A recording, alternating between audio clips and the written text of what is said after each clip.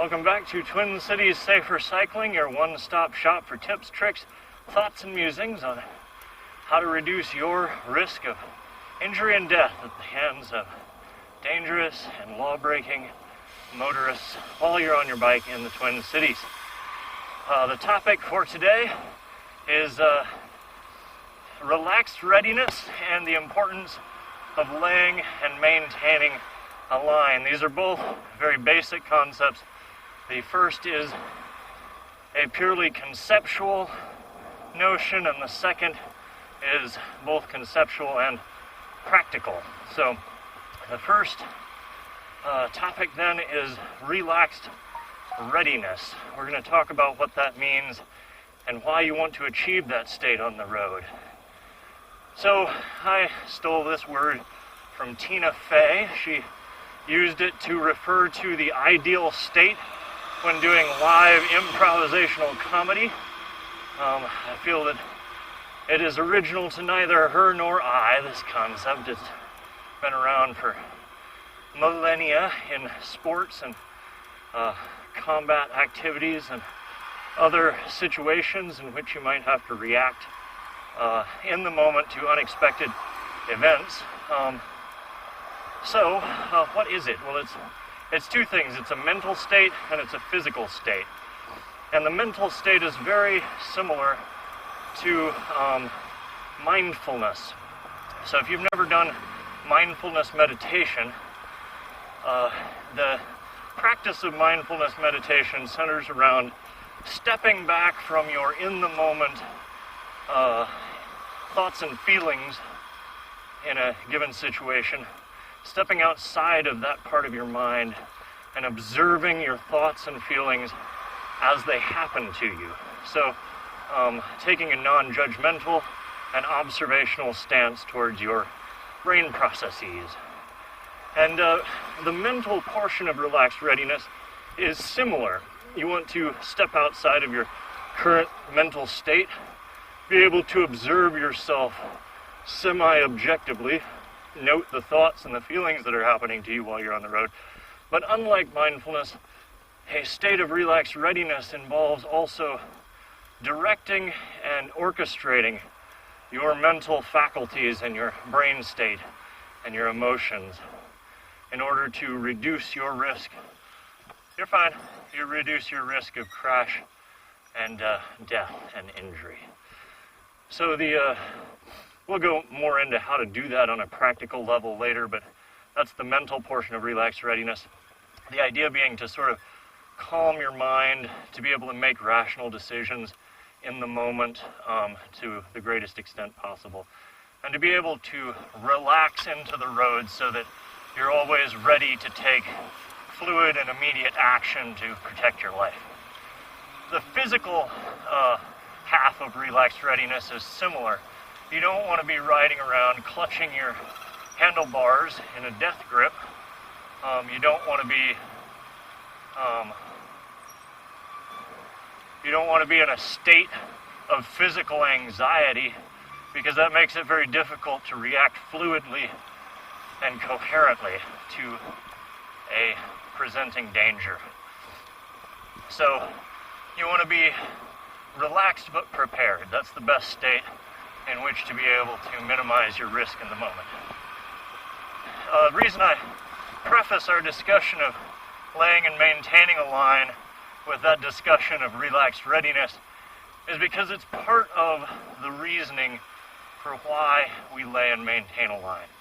But I'll get into that in just a second. First, I need to explain what the hell we even mean by laying and maintaining a line. This is a pretty basic concept, so some of you may already be well aware of what that means and why we do it, but I want this to be accessible. So laying a line is very simply to imagine an XY axis where the x-axis represents your lateral position on the road and the y-axis represents your forward movement on the road. And laying the line simply means that when you get on the road, you look at the prevailing environmental risks, the risks that you can see just looking at the road, and then you put yourself on that x-axis on such a location that if you move forward along the y-axis, that you have balanced to your satisfaction, found the best balance of the presenting risks at the time you get on the road. So that's the basic idea. And then maintaining that line simply means that you stay in that same X position as you move along the y-axis. So as you move along the road, you stay on the line that you laid.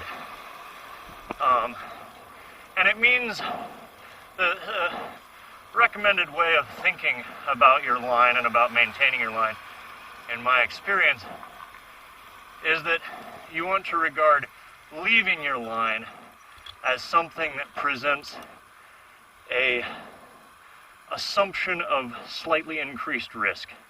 So leaving your line is something that you only want to do if some other presenting risk is more dangerous than leaving your line. And there's no hard data on that, so you just have to intuit and experience your way through those problems, unfortunately. Although in later videos, I will talk about where I recommend you lay a line given certain infrastructure. But that's outside of the scope of this video. So that's what it means to lay and then to maintain your line. Now, why do we do that? There's a few reasons. And since I just talked about relaxed readiness, we'll mention that reason first. So when you lay and then maintain a line, you're basically getting a major safety decision made right off the bat that you can then treat as your safety position, your default position. And you don't have to think about it again unless something changes, because you know that you've selected the right place on the road for you, given the way the road's laid out. So it allows you to relax that part of your brain and potentially use that piece of your attention to keep an eye on other things, watching out for changing environmental conditions, for example. Second reason is the physical aspect of relaxed readiness. Having a home position on the road gives you a place where your body sort of finds a default, relaxed position from which you can maneuver and then return to home base sort of unconsciously. So when I swerve around a pothole, I move out of my line, and then I move right back into my line pretty much unconsciously. So this manhole cover here, I'm going to move out of my line and then back into my line immediately. And what that does is let me relax my body about 90% of the time on the road, and then have brief moments of sort of change of activity where I swerve around something or react in some other way to things going on, things that come up. So the last two reasons why we maintain a line have to do with efficiency of movement, which is a little different than relaxed readiness, and predictability to drivers. So anytime on the road, it is advantageous to risk management to minimize excessive movement, to be efficient in the way that you move along the road. Now there's no perfect state of efficiency, so it's really an ideal to aspire to rather than a state that can be achieved, but the idea is that the less that you wiggle around on the road, the less chance there is of being hit by someone who is breaking the law or behaving dangerously, because you're not flinging your limbs out to be hit, you're not wobbling to be hit by a close pass, etc. I think that concept's fairly self-evident. 417 VJN. And then the driver predictability piece is fairly simple as well.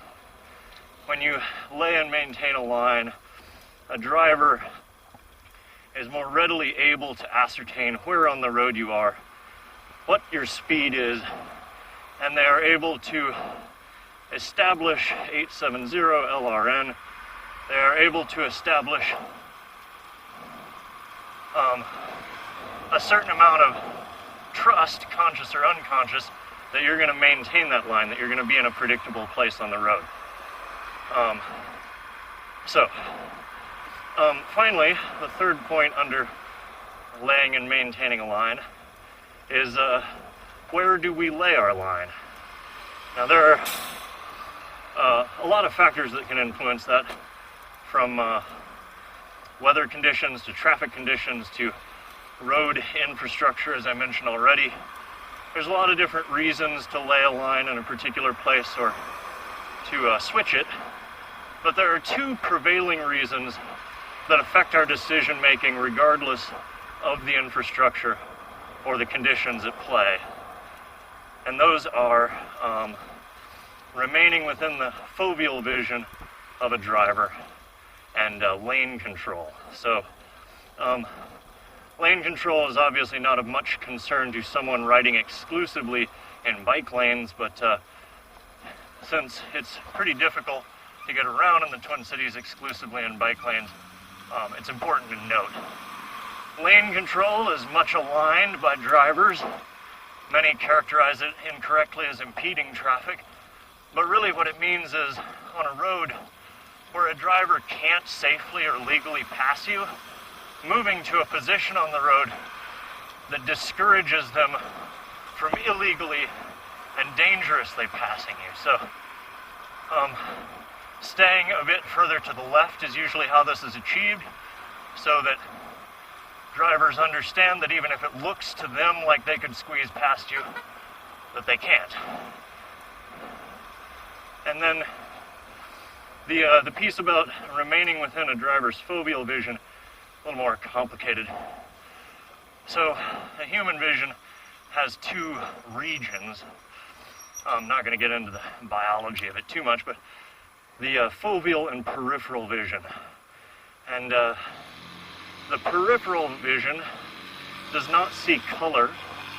It has a higher degree of difficulty ascertaining an object separate from the environment around that object, so picking out objects of interest from the environment around them. And then it also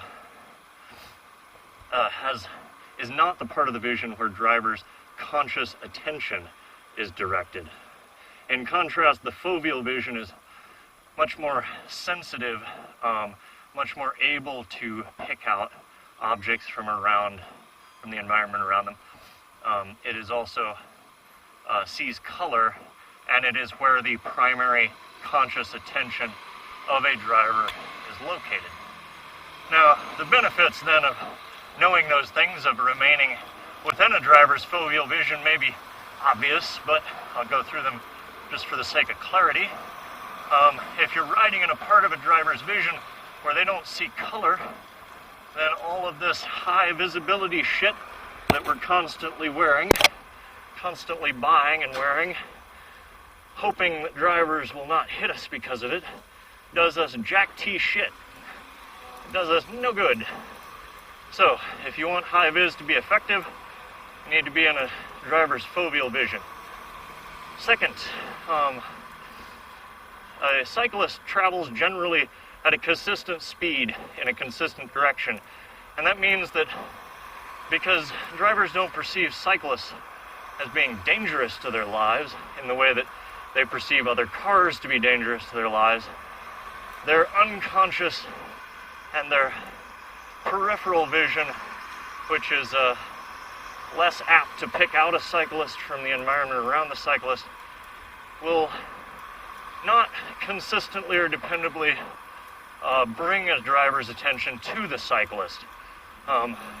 They will be, in other words, less likely to pick a cyclist out of the environment around them, or to regard them as a hazard or a thing to be watched out for. And then finally, if you're outside of a driver's foveal vision, even once they've noticed you, they will have a tendency to relegate you to sort of unconscious processing rather than the direct conscious attention that you want them to be paying you. in order for them to most effectively protect your life from things they may do with their vehicle. So, as I said, we will go into sort of more practical step-by-step aspects of using these two concepts.